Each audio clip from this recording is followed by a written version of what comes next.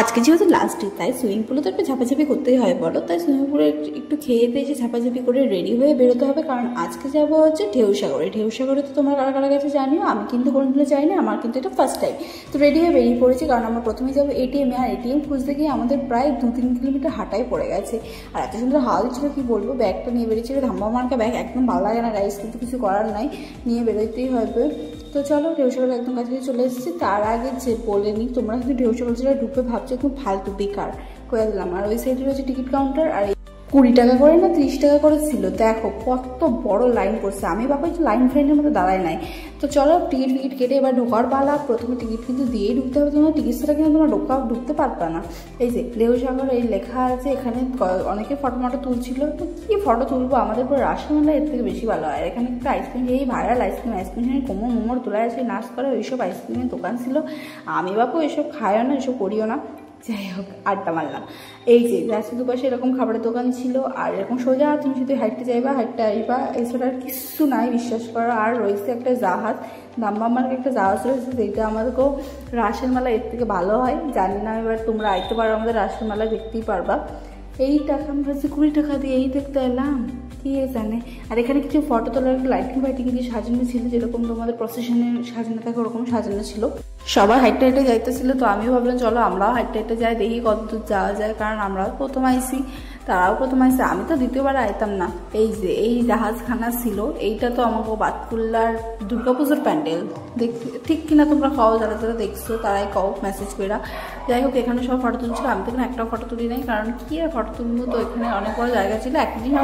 একটা জিনিস কিন্তু আমার খুব পছন্দ হয়েছে, সেটা হচ্ছে মোমো। আর এখানটায় এসে দেখলাম ঝালমুড়ি পাওয়া যাচ্ছিল, মোমো পাওয়া যাচ্ছিল, পপকর্ন পাওয়া যাচ্ছিল। কিন্তু গাইস খাবারের দাম, কিডনি বিক্রি করে খাইতে হয়েছে আমাকে, কিন্তু তাও মোমো দেখলে কি লোভ সামনে যাই কও। আর এখানে দেখো ভুট্টা বিক্রি হচ্ছিল, ভুট্টা আমি খাই না, তাই আমি ওটা অ্যাভয়েড করে চলে গেলাম। আর এখানে চলে এসেছি মোমোর দোকানের সামনে। আর মোমো গাইস 5 পিস ছিল 70 টাকা।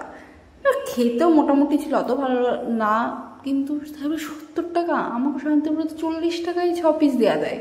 যাই হোক এটা যেহেতু দীঘা বলে কথা।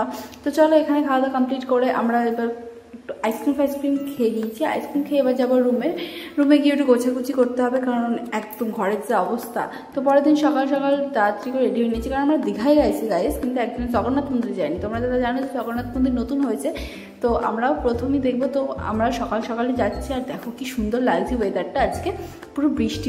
আর আমি বলছিলাম আমরা আজকে চলে যাবো, আজকে এত সুন্দর ওয়েদার, কিন্তু না, দুপুরবেলায় কিন্তু ভীষণ রোদ ছিল। তো চলো আমরা টোটো ধরবো, কারণ এখানে তো টোটো ছাড়া হেঁটে হেঁটে যাওয়া যাবে না এতটা দূর, আর আমাদের এসে ব্রেকফাস্ট করে বেরোতেও হবে। তো চলো আমরা কিন্তু টোটোতে উঠে পড়েছি। এখানে টোটোটাকে জিজ্ঞাসা করছিলাম যে এখান থেকে মন্দারমণির বাস কোথায় পাবো। তো মন্দারমণিতে না চালখোলায় আমাদের নামতে হবে, সেই ব্লগটা অবশ্যই আসবে যে কী করে তোমরা যাবে। আর দেখো বলতে বলতে আমরা মন্দিরের সামনে চলে এসেছি। দিনের বেলায় বলে মানে ভোরবেলায় বলেই কিন্তু এতটা ফাঁকা, তোমরা যারা রাতের বেলায় আসবে ভাববে এত ভিড় হবে। আর তো আমি তো জুতোটা একটু রাখতে ভয় পাচ্ছিলাম, যদি চুরি হয়ে যায় তাহলে কিন্তু খালি পায়ে যাইতে হতো। না দেখলাম কিছুই হয়নি, এখানে অনেক গার্ড ছিল। আর আমরা কিন্তু ওই সাইডে জুতো রেখে তারপরেই প্রবেশ করতে হবে, প্রত্যেককেই জুতো রেখে প্রবেশ করতে হবে। রথের জন্য এত সুন্দরভাবে সাজানো ছিল। মন্দিরে কিন্তু জগন্নাথ ছিল না, কারণ জগন্নাথ গেছিল মাসির বাড়ি, আর আমরা গেছিলাম শীতরাতের কিছুদিন পর। তো চলো জুতোটা খুলে এবার আমার মন্দির ভেতরে ঢুকে। মন্দিরের ভেতরটা এত সুন্দর ছিল, এত মেঘলা ওয়েদার ছিল, তার মধ্যে এত সুন্দর ছিল, কিন্তু এত ভেজা ছিল বলে পড়ে যাইতেছিলাম, মান সম্মান সব ধুলা চলে যেত যদি পড়ে যেতাম। তো এখানে একটু রিলস করে নিচ্ছে, রিলস করবো তা তো হয় না, কারণ আমরা তো রিলস তো করতেই হতো। আর রাতের বেলা আসলে তোমরা কিন্তু লাইটিংগুলোও দেখতে পারবে, খুব সুন্দর লাগবে। লাইটিংগুলো এত সুন্দর লাগছিল, জাস্ট দেখো কত সুন্দরভাবে সাজানো ছিল লাইটিংগুলো। এগুলো কিন্তু প্রত্যেকটা রাতের বেলায় সুন্দরভাবে লাগবে। এখানে আমি অনেকগুলো ফটো তুলে নিয়েছি, তোমরা যেটা ফেসবুকে আমাকে ফলো করো তারা কিন্তু অবশ্যই আমার ফটো দেখে নিয়েছো অলরেডি, আর যেটা ইনস্টাগ্রামে ফলো করো তারা কিন্তু আমার ভিডিও চেক করে নিয়েছো। চলো মন্দিরের ভেতরে তো আর ভিডিও অ্যালাউ নেই, তাই মন্দিরের ভেতরে ভিডিও নিতে পারলাম না, কিন্তু মন্দিরের বাড়িটা নিলাম। তো মন্দিরে দর্শন করে আমরা টোটো করে যাবো হোটেলের দিকে। হোটেল থেকে আমরা খেয়ে দিয়ে এবার রেডি হয়ে বেরোতে হবে, কারণ আমাদের 10টার সময় চেক আউট রয়েছে। তো এই যে আমি রেডি হয়ে গেছি, খেয়ে দেবো। আজকের আর খাওয়ার ভিডিওটা তো আর করলাম না।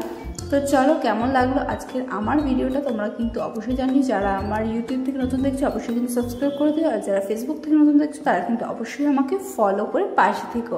আর আমার ব্লগগুলো কেমন লাগছে, এর যদি কোনো ভুল ত্রুটি থাকে অবশ্যই আমাকে ধরিয়ে দিও, আমি সেটা পরের ভিডিওতে ঠিক করার চেষ্টা করবো।